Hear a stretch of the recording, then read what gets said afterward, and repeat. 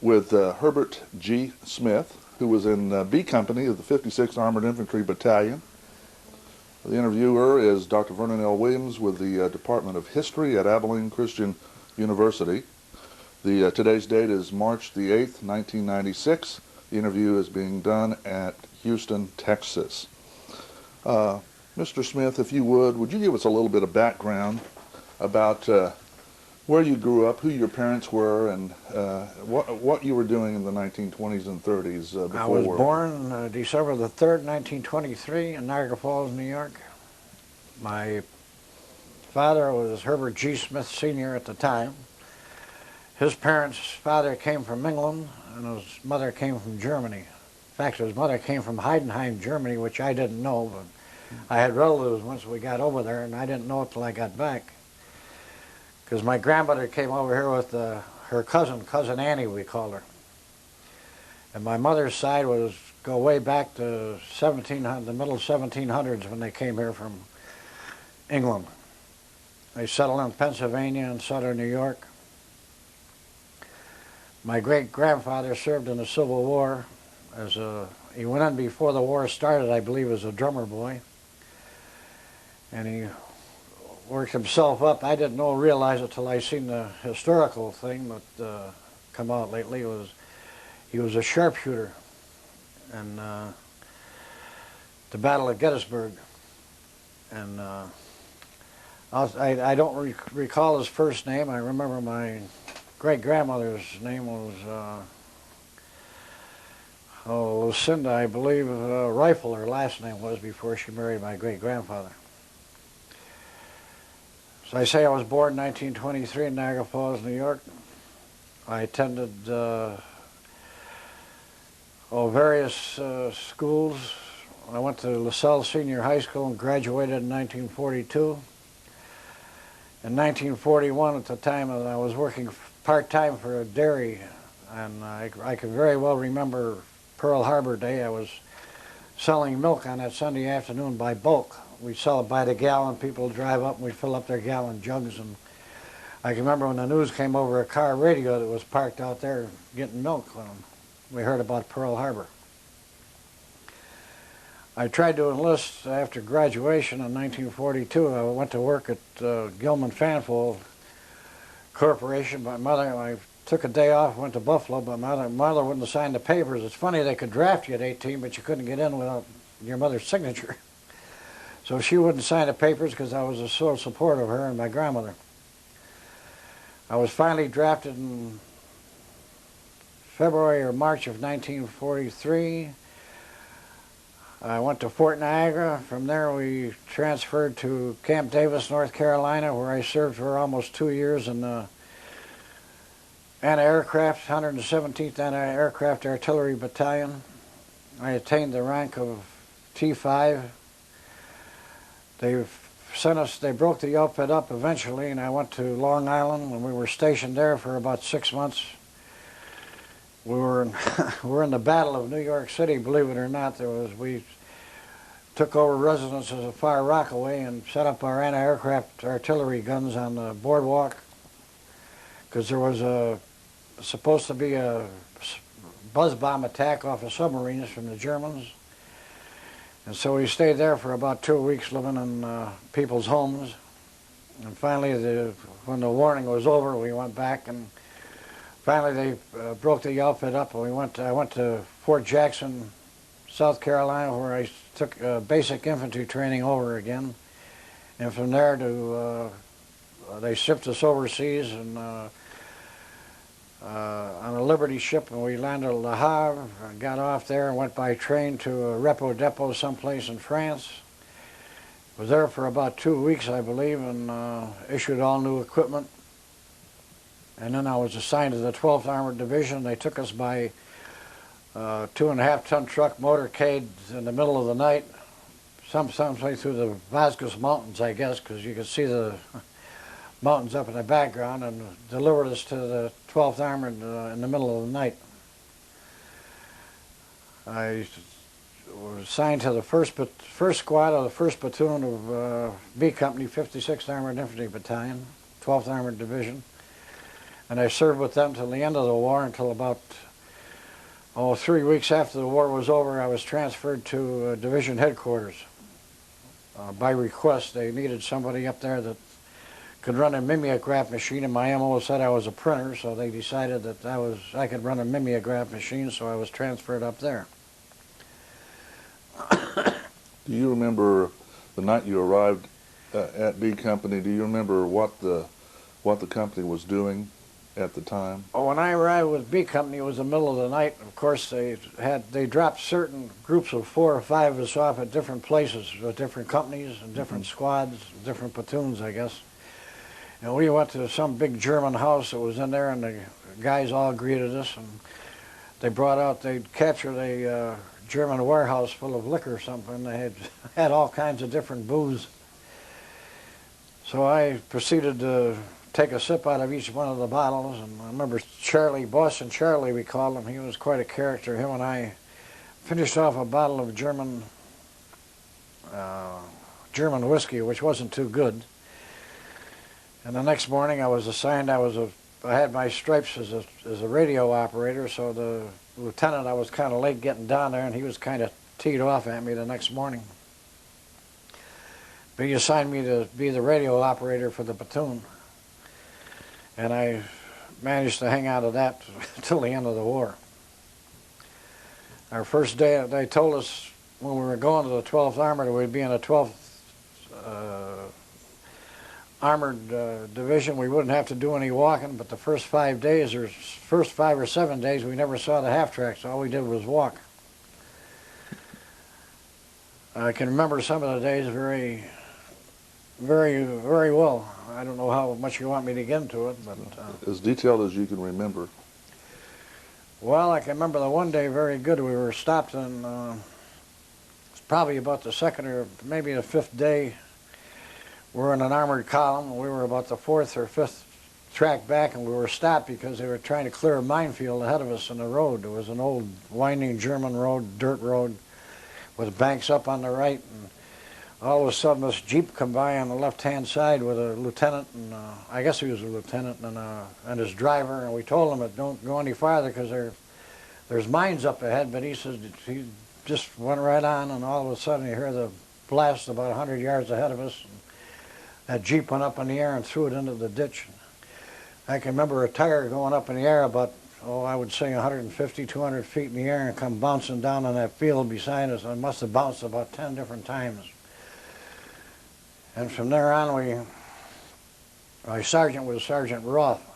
He was up for the Congressional Medal of Honor. Unfortunately, he didn't get it, but we turned to the right, and the column was, we were held up again, and so Sergeant Roth got out of the, by that time I'd come pretty well acquainted with him. He was quite a character. And he wanted to find out what was holding the column up, so he got out of the track and he walked. We told him not to go up there. They'll straighten it out, but an armored column is not supposed to be stationary because they're subject to bombs or mortar fire, artillery fire, whatever you have. So he went up to find out what was going on. And while I was up there, he got shot. I took part of his head off, and I remember him coming by the track. And he raised his head up as he went by us, but we found out later that he died the next day in the field hospital. It was quite a day. From there on, we backed up and got out of the tracks, and I can remember the guys in my squad was, Ben Brasher. There was Boston Charlie. I can't remember his last name. There was a guy named Nick from, he was from Pennsylvania. He'd served in Africa and in Italy, I believe. Quite a few of the guys, I think, had served down there. Of course, there was Sergeant Roth that got killed. Ben Brasher, Art Wagenknecht. I've corresponded with those two lately. And a kid named Brownie from Penn Yan, New York. I remember him because he got hit that day and he got hit in the arm, and we told him he had a $1 million wound. Come to find out later, I just found out from Art Wagenknecht that he eventually lost the arm, but he got sent back home, so he didn't have to worry about anything else. And I can continue on for the day, but if you want. So. Yeah. Just follow through. Well, after that, we pulled back, and our wagonette needed a haircut. We were just doing nothing, sitting around some German farmhouse, and the woman had a pair of clippers, and so I told Art I was a half-ass barber, so to speak, and so I proceeded to cut his hair and ruined it. He was chasing me around the yard out there when we got orders to mount up, so we had to pull back around the other side of the great big field, and we stopped by a great big hay mound. I can remember that. It was maybe 20, 30 feet high. It was, I don't know whether it was all hay or straw or what, but we were taking some mortar fire and some small arms fire, and so we all jumped and flattened up against the side of that hay mound, and the bullets was hitting around us. So we decided that wasn't the place to be, so I happened to be next to Nick, the kid from Pennsylvania, and him and I darted around to the right, and there was a German L trench on the side. So he drove into that, and I dove in on top of him. And he said, I've been hit, and we're laying down there in that L trench, and he can't move. I'm on top of him. I'm trying to get his combat boot off. He said he'd been hit in the foot, and it was hurting like hell. He thought he was bleeding to death. And so finally got twisted around. I got his shoe off. And what happened, the bullet had hit him in the heel, and just taking the heel off of the shoe, it didn't actually hurt his foot at all, but the shock of the bullet thought he was hit, and later on we had a big joke about that. But we were stuck down in that L-shaped trench, and we were still taking fire. In fact, I think we lost about 5 guys that day. And all of a sudden, the sergeant had taken over from Sergeant Roth. I can't remember his name. I believe he was a staff sergeant, or a tech sergeant. I believe he was a staff sergeant, a big husky-faced, husky guy he had real thick horn-rimmed glasses. I can't remember his name, but he decided to take off. There was an apple orchard, I believe it was, in front of us, and there was a church on the left with a big cobblestone fence all the way around it with a cemetery with it, and on the other side of the little street where it dead ended there was a big house on the right-hand side. We had to go through that apple orchard. So the sergeant, he got me, he says, come on, can't stay here, we're just taking all kinds of fire. So him and I, he started out and I started out with him, and we took off across there and hit up against the side of that church fence, and I ducked around the corner to see what was going on. I run into a small German light tank, one of those little 2-man light tanks, and I think I scared him as much as he scared me, because I think I fired one round at the tank and ducked back around the corner, and he took off going like a bat out of hell the other way. But we got pinned down there again with some sniper fire from that house on the right, so we had to go clean that out. But I remember we used some grenades. We always carried grenades with us, and had to go into the house and clean that out. And let's see, then we stopped. We couldn't go any farther down that road, so we stopped there and went back by that mound. In the meantime, the burial detail pulled up with his truck, and they were just, as I said, there was about 5 guys, I think, that were killed. 3 to 5, I can't remember how many, but they were just throwing the bodies up in the back of the truck, and this one guy, I can't remember who it was now, but he was highly teed out because of one of his buddies that got killed, and he was going to shoot that detail for the way they were handling the bodies, throwing them in the back of the truck like a sack of wheat. So when that got over, on the other side of that big hay mound, going through that field, on the other side where Roth was killed was a great big open field, and there was a marsh down on the right with a bunch of trees in it, like a hollow swale or whatever you want to call it. And we had one of our tanks was up there, and he just pulled up on the thing, and we were up behind him, and all of a sudden this German 88 shell hit the tank, and it spun it around and knocked the tread off, and the guys were peeling out, and they got hit with a second shell, and that's when I was standing too close to the tank, and I still have trouble with my hearing because of that. But we finally jumped down into the ditch below there, and we started out, and that's where Brownie got hit in the arm, and they sent him back. And that was about the total of that day, what I can remember. I think they finally relieved us, or it was near the end of the day by then, so we just took over a German farmhouse. And oh no, we did. We tried to find out where that tank was, or that 88 gun that knocked the tank out. There was a farmhouse way out in the middle of a field, oh, I would say a mile away. And we went down there, and we got the farmer's wife to cook us she had a whole bunch of eggs, and Eier is what you call eggs in German. So we had Habensee Eier, and she cooked us a great big mess of eggs, and she had some old pieces of pork there, and so we had a meal. In the meantime, we were watching, got up on top of the roof and was watching to make sure nothing came. So that was probably I can't remember where we stayed that night. I remember that day very well. Do you know about geographically where this was, near what town? I'll tell you, up until about 20 years after the war was over, I could have given me a map and I could have told you exactly where we went. But by now, I just can't. That was 50 years ago. So could you position it in terms of time since joining the unit? About how long after you joined the unit would this? Pardon? About how long after you joined the unit would this have happened? This day? Probably 4 or 5 days. Okay. We might be able to pinpoint it that way. The first day,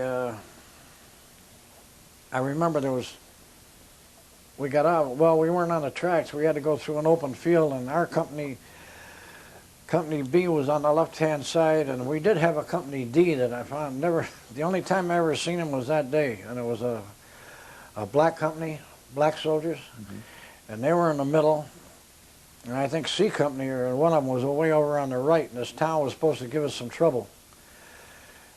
And this was my first day of action, real action, I guess. So we just walked through this great big field there was a small creek on the left with a bunch of woods over there. And there was a German laying there. He'd been wounded with some artillery fire or something. But we went to this town, and we took the town. I can remember we thought a little bit of trouble. We used some grenades in the cellar. And unfortunately, some young German kid, there was a woods in the back, and we had to go clean it. Supposed to clean it out. They thought there were some people hiding up there. Unfortunately, it was a small young German kid in one of these Jugend uniforms, German youth uniforms.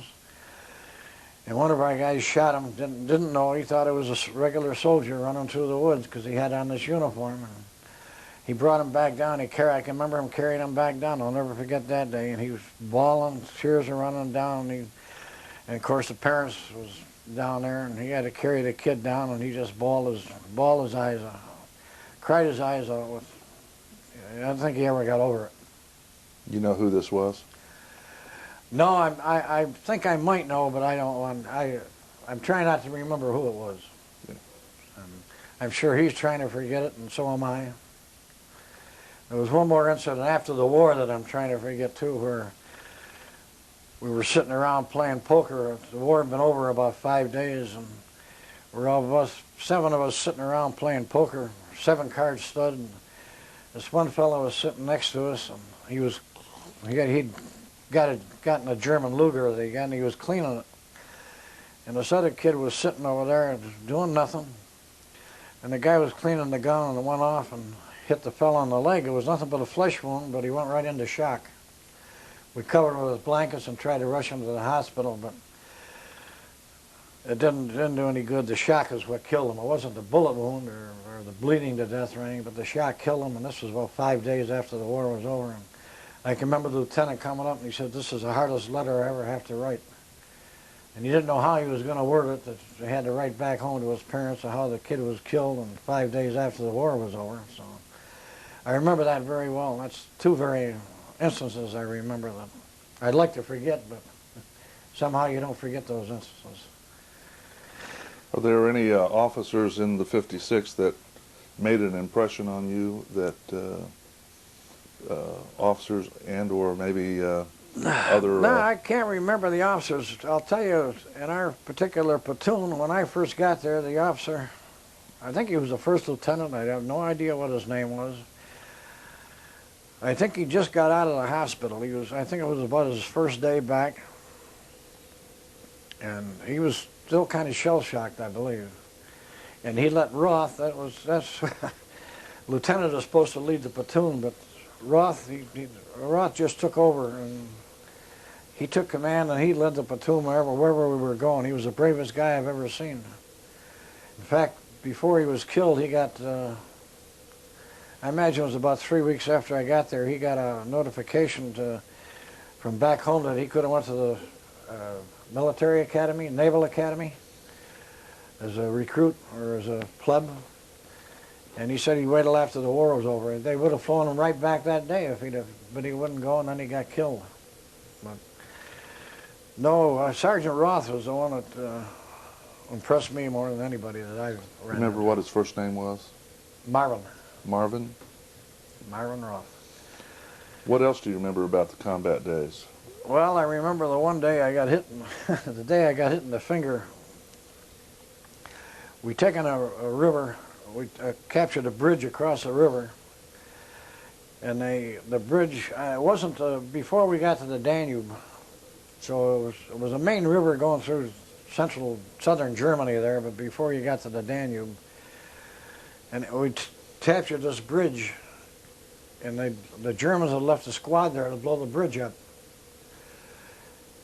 But the bridge didn't blow, and they got some kind of a boat, and they had the thing camouflaged with all kind of branches on it, and they were floating down the river, and we're taking shots at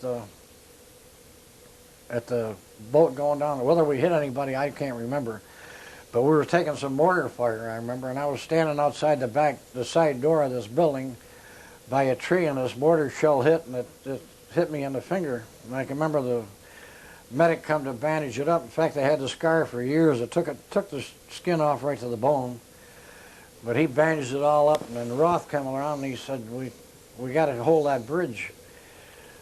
And they had two 500-pound bombs on either side of the bridge, and we had to hold it till the combat engineers could come up and deactivate the bombs.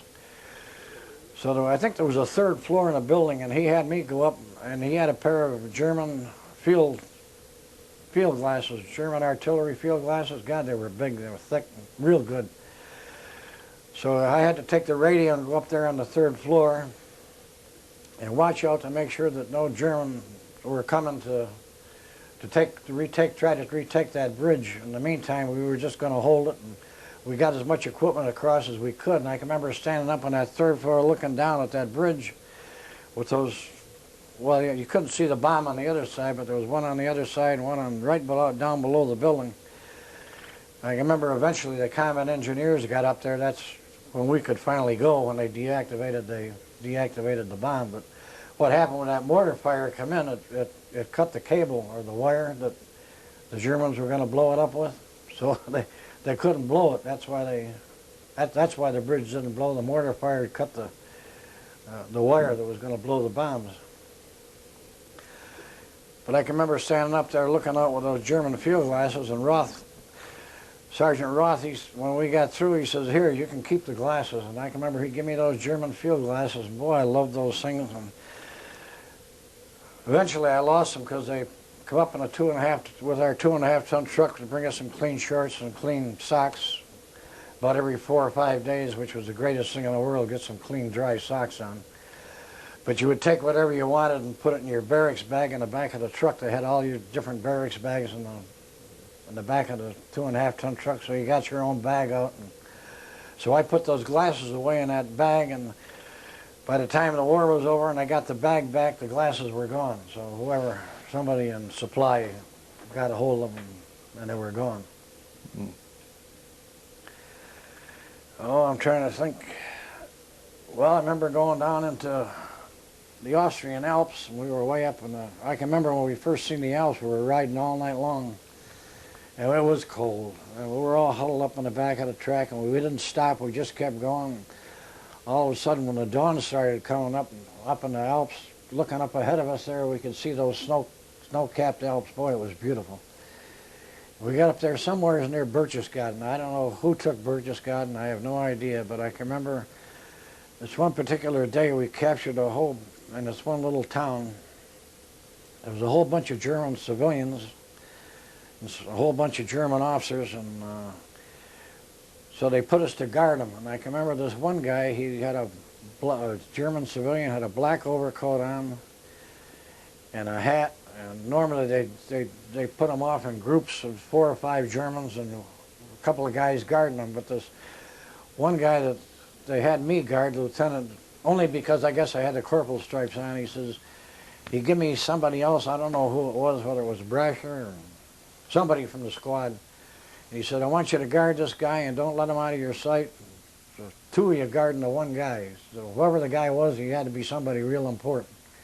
Whether he was a German scientist, an officer that taken off his uniform, and I don't know who he was, never did find out, because about 20 minutes or half an hour later, they turned him over to somebody else, and we had to take off and get in our tracks and keep on going. So I can remember when they took the Danube River Bridge, we slept that night in a German doctor's house, great big house, had a bed that 4 of us slept across that one night in. And it had to be before Roth was killed, because I'm pretty sure it was Marvin that was there. They had some beautiful wine glasses there, and he was biting them off and chewing them up like he was swallowing them. And of course, a magician can do it. He learned a trick someplace. I don't know where he learned it, but he chewed up these wine glasses, and I can remember. Next day we took off, and well, we crossed the Danube River that next morning, and we were going down, and we'd seen a cloud of dust coming down this German road right on the other side of it was a dirt road on the other side of the Danube, and we were going down that we were riding the tanks. They put us on the back of these tanks, and that's something you didn't want to do, because the artillery would zero in on the tanks, and so you were like a dead duck. But we were riding the backs of these tanks, and I seen this way up ahead of us was this column coming down. You could see the dust was rising. We thought it was a German column coming. It turned out it was a 92nd Recon. It passes. Those guys were pretty good. They go like a bat out of hell. They would go out in front of the outfit, you know, and they were real good. But we started taking some mortar fire right after they passed from the fields out there. And so we jumped off the tracks, and I can remember the lieutenant was back with us on about the 3rd tank, and Roth was still riding. Yeah, Roth was still with us because he was riding the 1st tank. We jumped off and got in that field and tried to find out where the mortar fire was coming from, and I remember this one kid got hit in the leg. I guess it was a mortar shell that must have hit him, because he was laying there and he called for help, and I tried to help him, and I cut his pant leg open. But he wasn't really bleeding bad. He just had a whole bunch of little, like nicks or little pieces of shrapnel that hit his leg. So I got my sulfa thing out and was trying to dab him. In the meantime, the medic come up, and I says, here, you take over, because I had to they were hollering at me to get going with the radio, I guess. I can't remember for sure, but I left him with the medic, so I guess he was going to be all right.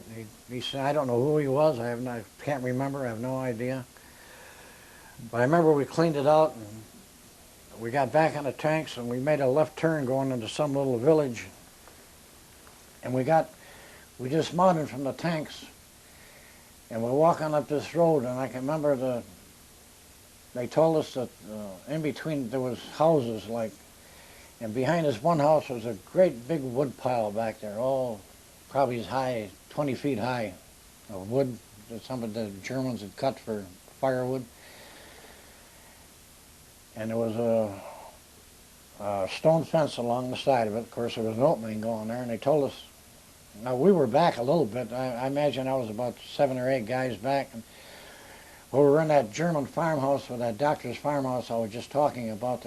We got 3 new recruits, I believe they were and they came from England. They were from the non-combative forces over there, and all of a sudden we needed replacements, so they just sent them up to us, and we got them. And this one poor guy was right behind me, and I can remember ducking down and running past this thing, and this guy was behind me, and he was just looking around, and he took a bullet right through the helmet, and I can remember he just fell behind me and went right straight through his helmet, right out the other side. So a steel helmet was no good for a direct hit. And that poor kid, he just joined the outfit the night before. I have no idea who he was. I think he might have been from Buffalo, but I'm not sure. So, you got about enough? Well, do you remember anything else? What about... Well, I can remember the night the war was over. We were up, I said we were up near Berchtesgaden. It was like a great big, house had windows all the way around. And we stayed there for, about maybe 2 days. And that one night, must have been May the 5th, the day the war was over, we were down playing poker, and one of the other platoon, I think it was probably the mortar platoon, I can't remember, there was about 5 or 6 of us who were playing poker. And the word came over the radio about, I imagine it was around midnight, 2 or 3 o'clock in the morning, that the war was over, that Germany had surrendered. So we went out with our rifles. Of course, you carried your rifle wherever you went. Well, and I can remember firing them in the air. And then from there on, we stayed there maybe another day, and then they pulled us back, and we went from about 3 or 4 different towns where we stopped, where they let us stay for a couple of days, and we went further north and then further north. And I remember Dillingen, the fish hatchery, the guys would go down with catch all these fish. For a couple of days, we were eating high off the hog on nice fresh trout. I remember that. I went up to this German, it was when the fellow got shot in the leg and died, it was about, it must have been about 5 days after the war was over. It was a duplex German house.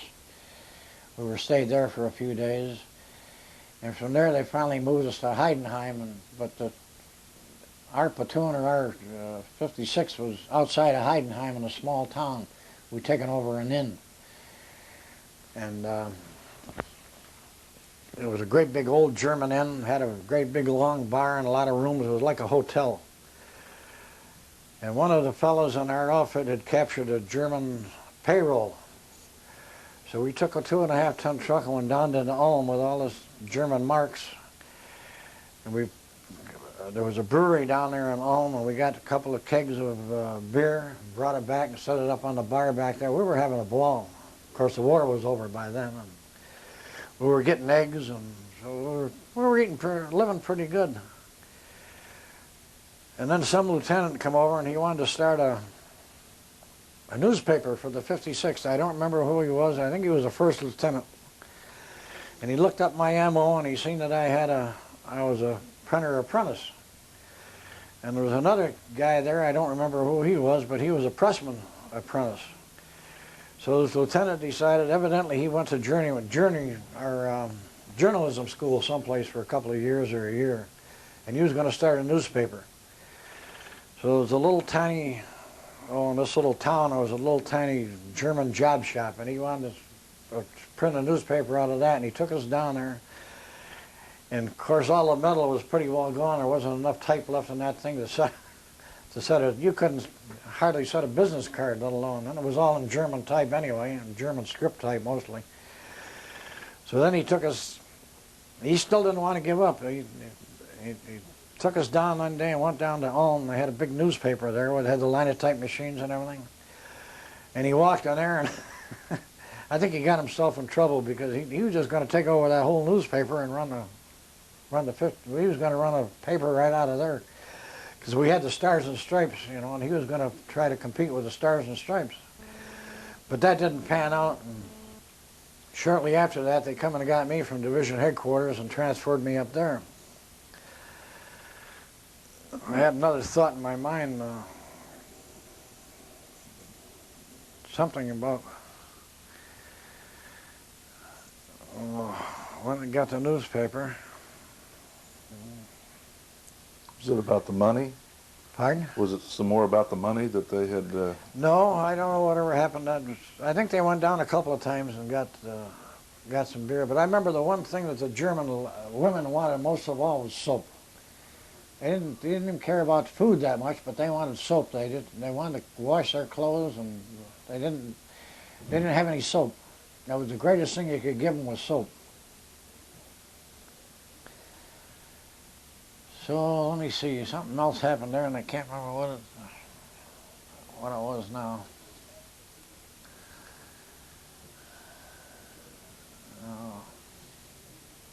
Can we take a 5-minute break? Well, yes, just a minute. Got it on? Okay, they transferred me up to division headquarters. I remember my sergeant was a Sergeant Ambrose from New York City. And we lived in this house on Bahnhof Street. I remember Bahnhof because Bahnhof was a railroad station or railroad. And across the street on the other side was a great big Lutheran church. And they had a swimming pool on there. And then you could look out the window and see the castle. And I met a German Fraulein there that took me up on that castle. And we went through that castle one time. But after, I got into a poker game one night and I'd won about $450 in a poker game. And they had these rest leaves coming up to Riviera and Nancy, France. And I tried to get the one going to Riviera, but I couldn't. So I took a rest leave for 10 days and went to Nancy, France, and I paid for my buddy, a kid named,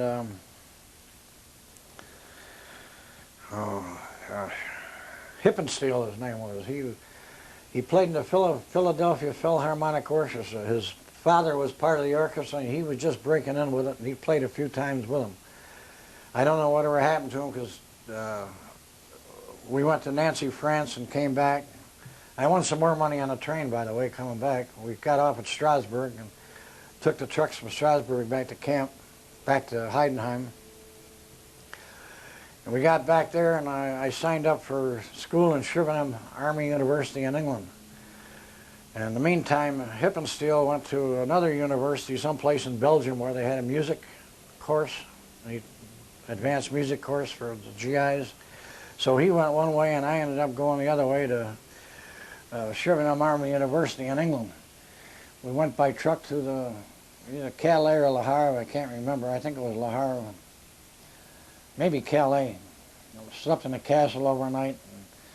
I was in charge of 5 guys from the 12th Armored Division. I don't know why. I think some of them had more stripes than I did, but because I was in division headquarters, they give me the papers, so I had the orders for.